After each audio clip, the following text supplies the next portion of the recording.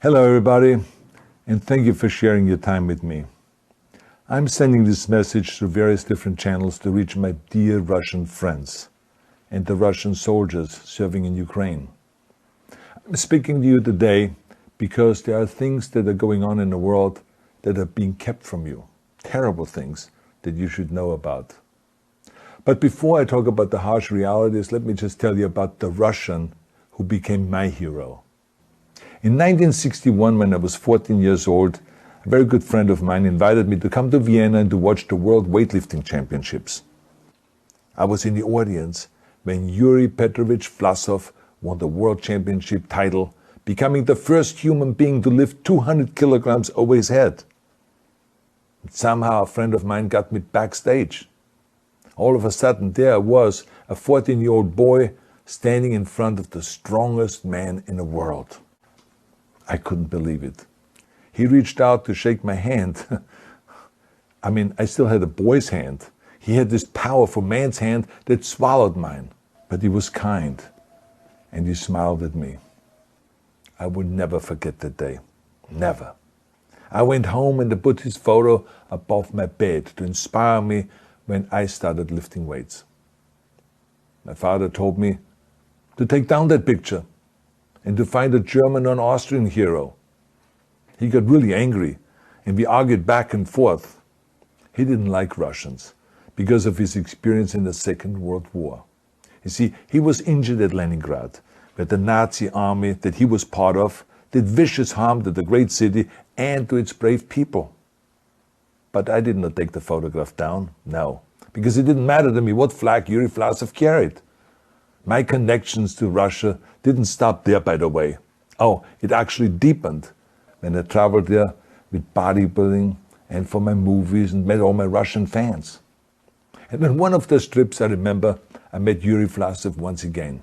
It was in Moscow during the filming of Red Heat, which was the first American movie allowed to film in Red Square. Now, he and I spent the whole day together. He was so thoughtful, so kind, and so smart, and, of course, very giving. He gave me this beautiful blue coffee cup. And ever since then, I've been drinking my coffee out of every morning. Now, the reason why I'm telling you all of those things is that ever since I was 14 years old, I've had nothing but affections and respect for the people of Russia. The strength and the heart of the Russian people have always inspired me. And that is why I hope that you will let me tell you the truth about the war in Ukraine and what is happening there. No one likes to hear something critical of the government, I understand that. But as a longtime friend of the Russian people, I hope that you will hear what I have to say. And may I remind you that I speak with the same heartfelt concern as I spoke to the American people when there was an attempted insurrection on January 6th last year, when a wild crowd was storming the US Capitol, trying to overthrow our government. You see, there are moments like this that are so wrong, and then we have to speak up. And it's exactly the same with your government. I know that your government has told you that this is a war to denazify Ukraine. Denazify Ukraine? This is not true. Ukraine is a country with a Jewish president, I might add, whose father's 3 brothers were all murdered by the Nazis. You see, Ukraine did not start this war. Neither did nationalists or Nazis. Those in power in the Kremlin started this war. This is not the Russian people's war. No. As a matter of fact, let me tell you, what you should know is that 141 nations at the UN voted that Russia was the aggressor and called for it to remove its troops immediately. Only 4 countries in the entire world voted with Russia. That is a fact. See, the world has turned against Russia because of its actions in Ukraine. Whole city blocks have been flattened by Russian artillery and bombs, including a children's hospital and a maternity hospital. 3 million Ukrainian refugees, mainly women, children, and elderly, fled their country, and many more are trying to seek to get out. It is a humanitarian crisis. Because of its brutality, Russia is now isolated from the society of nations.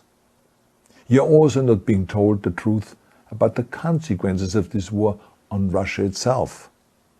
I regret to tell you that thousands of Russian soldiers that have been killed. They have been caught between Ukrainians fighting for their homeland and the Russian leadership fighting for conquest. Massive amounts of Russian equipment have been destroyed or abandoned. The destruction that Russian bombs are raining down upon innocent civilians has so outraged the world that the strongest global economic sanctions ever taken have been imposed on your country. Those who don't deserve it on both sides of the war will suffer. The Russian government has lied not only to the citizens, but to its soldiers. Some of the soldiers were told they were going to fight Nazis. Some were told that the Ukrainian people would greet them like heroes. And some were told that they were simply going on exercise. They didn't even know that they were going into war. And some were told that they were there to protect ethnic Russians in Ukraine. None of this is true. The fact is that Russian soldiers have faced fierce resistance from the Ukrainians who want to protect their families and their country. When I see babies being pulled out of ruins, I think that I'm watching a documentary about the horrors of the Second World War, not the news of the day. Now let me tell you, when my father arrived in Leningrad, he was all pumped up on the lies of his government. And when he left Leningrad, he was broken, physically and mentally. He lived the rest of his life in pain. Pain from a broken back, pain from the shrapnel that always reminded him of these terrible years, and pain from the guilt that he felt. To the Russian soldiers listening to this broadcast, you already know much of the truth that I've been speaking. You have seen it with your own eyes. I don't want you to be broken like my father. This is not the war to defend Russia that your grandfathers or your great-grandfathers fought. This is an illegal war. Your lives, your limbs, your futures are being sacrificed for a senseless war condemned by the entire world. Now, to those in power in the Kremlin, let me just ask you, why would you sacrifice those young men for your own ambitions? To the soldiers who are listening to this, remember that 11 million Russians have family connections to Ukraine. So every bullet you shoot a brother or a sister. Every bomb or every shell that falls is falling not on an enemy, but on a school, or a hospital, or a home. I know that the Russian people are not aware of such things are happening. So I urge the Russian people and the Russian soldiers in Ukraine to understand the propaganda and the disinformation that you are being told. I ask you to help me spread the truth.